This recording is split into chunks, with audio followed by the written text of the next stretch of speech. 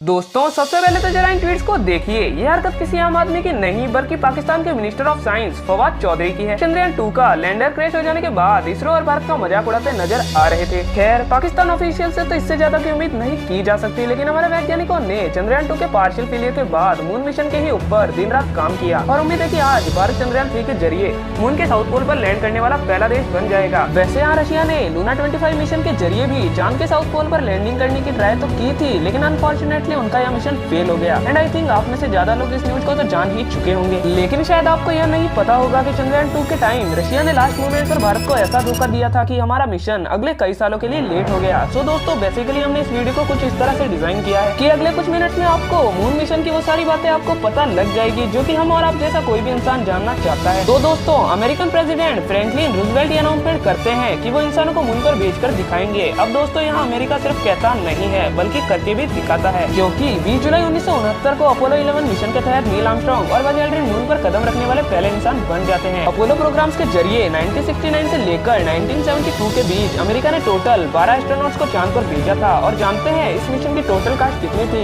ये थी करीब $26 बिलियन की, जो कि इन्फ्लेशन को एडजस्ट करके आज के $250 बिलियन से भी ज्यादा बैठते हैं। ये इतना पैसा है जितना आज दुनिया के 150 से ज्यादा देशों की जीडीपी भी नहीं है। आने वाले करीब 20 सालों तक मून पर सिर्फ अमेरिका और सोवियत यूनियन का राज था और कोई दूसरा देश यहाँ तक पहुँचने में कामयाब नहीं हो सका। लेकिन साल 1919 में अमेरिका और सोवियत यूनियन की डुओपोली को जापान ने तोड़ दिया और मून के सरफेस पर लैंडिंग करने में कामयाबी हासिल कर ली। हालांकि जापान का ये मिशन फेल हो गया था क्योंकि जापान का गोल मून पर सॉफ्ट लैंडिंग करने का था, लेकिन उसके स्पेसक्राफ्ट ने हार्ड लैंडिंग की थी। आज तक टोटल 7 ऐसे देश हैं जो कि मून पर हार्ड लैंडिंग कर चुके हैं, जिसमें हमारा देश भारत भी शामिल है। लेकिन सिर्फ 3 देश रशिया, अमेरिका और चाइना ही सॉफ्ट लैंडिंग करने में कामयाब हुए हैं। चंद्रयान 3 की मदद से भारत मून पर सॉफ्ट लैंडिंग करने वाला चौथा देश बनने वाला है और उम्मीद है कि हम स्पेस के इस एलाइट क्लब में शामिल हो जाएंगे। लेकिन अब सवाल उठता है कि आखिर हमारा देश भारत मून पर पहुंचना क्यों चाहता है और चंद्रयान मिशन के पीछे का असल मकसद क्या है? जैसा कि हम सभी जानते हैं कि भारत और इसरो कभी कभी सिर्फ शौक करने के लिए कुछ नहीं करते। पृथ्वी की तरह मून की सरफेस भी प्रेशियस मिनरल से भरी हुई है, जिस पर दुनिया के हर एक देश की नजर है। अब जाहिर सी बात है कि दुनिया का कोई भी देश ऐसा नहीं चाहेगा कि अमेरिका, रशिया और चाइना जैसे देश मिनरल्स पर अकेले ही कब्जा कर ले और बाकियों के हाथ कुछ भी ना लगे। इसी वजह से भारत और इसी के जैसे स्पेस एक्सप्लोरेशन कैपेबिलिटीज रखने वाले कई सारे देश मून पर लैंडिंग करने की कोशिश में लगे हुए थे। लेकिन क्या आपको पता है कि इसरो ने कोशिश आजकल में नहीं बल्कि साल 2000 से ही शुरू कर दी थी। इस साल भारत के ऑर्गेनाइजेशन ने भारत सरकार के सामने मून मिशन को शुरू करने की मांग रखी। फिर 15 अगस्त 2003 में उस समय के प्राइम मिनिस्टर अटल बिहारी वाजपेयी जी ने अपनी इंडिपेंडेंट स्पीच में चंद्रयान 1 के मिशन की घोषणा कर दी और कुछ इस तरह से शुरू हो गया भारत के चंद्रयान प्रोग्राम का सफर। चंद्रयान 1 के लिए $48 मिलियन यानी 386 करोड़ रुपीस का बजट रखा गया था, जो कि दूसरे देशों के मून मिशन के कंपैरिजन में 10 गुना से भी ज्यादा कम था। 22 अक्टूबर 2008 को श्रीहरिकोटा के सतीश धवन स्पेस सेंटर से चंद्रयान 1 उड़ान भरा था और 8 नवंबर 2008 को ये मून ऑर्बिट में एंटर हो जाता है। एक तरफ जहाँ रशिया और अमेरिका जैसे देश कई सारे फेलियर्स के बाद मून के ऑर्बिट में पहुंचे थे, वहीं इसरो ने कारनामा पहले अटेम्प्ट में ही करके दिखा दिया। करीब 10 महीने तक चले चंद्रयान 1 मिशन ने मून पर बहुत सारे मिनरल्स की मैपिंग की थी और इसके केमिकल कंपोजिशन से भी जुड़ा हुआ सारा डेटा कलेक्ट किया था। लेकिन चंद्रयान 1 की सबसे बड़ी अचीवमेंट साबित हुई मून के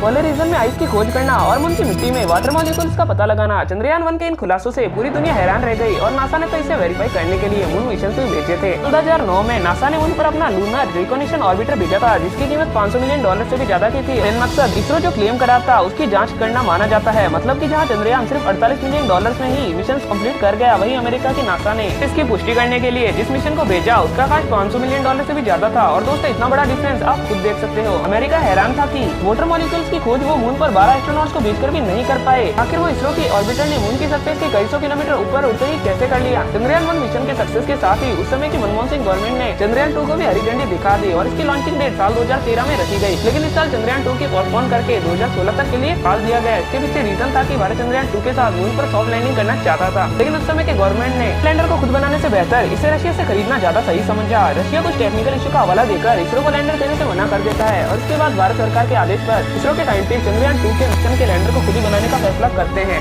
मैं यहाँ आपकी क्लैरिफिकेशन के लिए बता दूं कि रशिया ने जानबूझकर इसरो को मिशन फेल करने के लिए मना नहीं किया था। एक्चुअली रशिया भारत को जिस लैंडर की टेक्नोलॉजी देने वाला था वो रशिया को मार्स लैंडिंग मिशन के दौरान बुरी तरह से फेल हो जाता है और इसलिए रशिया में वो टेक्नोलॉजी नहीं देना चाहता था जो खुद उसके लिए सक्सेसफुल साबित न हो। इसरो अपना खुद का लैंडर डेवलप करती है और 22 जुलाई 2019 को चंद्रयान 2 लॉन्च किया जाता है। करीब 1 महीने बाद के सफर के बाद 20 अगस्त 2019 को ये मून के ऑर्बिट में पहुंचता है और इसरो अपने पहले गोल में कामयाब हो जाता है। हालांकि दोस्तों 6 सितंबर 2019 को जब हमारा लैंडर मून पर सॉफ्ट लैंडिंग करने को ट्राई करता है तो वो क्रैश हो जाता है और मून को ऑर्बिट करता चंद्रयान 2 का ऑर्बिटर इससे कनेक्शन खो देता है। इसरो की सक्सेस की प्रार्थना कर रहे करोड़ों देशवासियों के लिए हार्ट ब्रेक मूवमेंट साबित होता है और उस समय के इसरो चीफ के सिवन जी की आंखों में भी पानी भर जाते हैं। चंद्रयान 2 के पार्शियल फेलियर के बाद प्राइम मिनिस्टर मोदी के द्वारा सिवन जी सर को गले लगाकर दिलासा देने की तस्वीर इसरो और हर भारतवासी को एक नेशनल गोल की तरफ अग्रसर करती है, जिसका गवाह चंद्रयान 3 बना। इसरो ने चंद्रयान 3 का अनाउंसमेंट नवंबर 2019 को ही कर दी थी और 2020 में इसके लिए स्टडीज भी शुरू कर दिए गए। अब दोस्तों, जैसा कि आप जानते हैं कि हाल ही में 12 जुलाई 2023 को चंद्रयान 3 को लॉन्च किया जा चुका है और 5 अगस्त 2023 में इसने मून के ऑर्बिट में भी एंट्री कर ली है। अब पूरे देश की नजर 23 अगस्त की आज के शाम पर टिकी हुई है, जब चंद्रयान 3 का लैंडर मून के सरफेस पर सॉफ्ट लैंडिंग करेगा और आशा करते हैं कि इस बार हम अपने अटेम्प्ट में 100% कामयाब होंगे।